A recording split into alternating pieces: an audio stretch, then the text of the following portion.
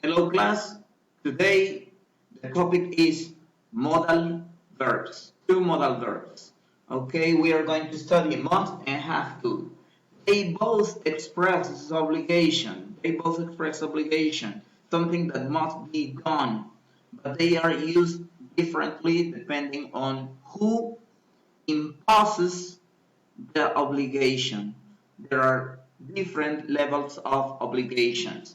Okay, we use must when the speaker considers it is necessary to do something. When the person who is talking says, I must to clean my room, but it's my decision.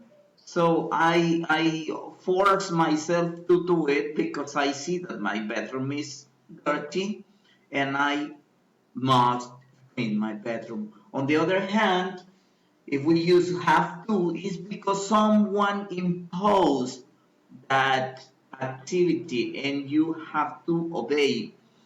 There could be someone else, or there could be a law or a rule or a schedule that you have to fulfill or you have to follow. Okay, so we got two more examples.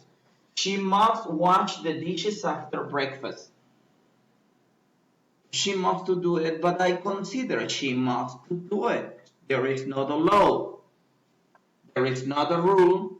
There is not a law. Okay. On the other hand, we have to, and it says that she has to wash the dishes after breakfast today. But who said so?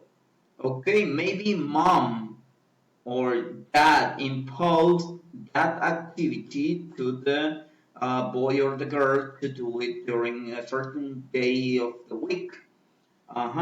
So she has to wash the dishes after breakfast today because it's her turn, and she is forced to do it. It's because of someone is imposing that activity. I hope it is understood. If not, please let me know.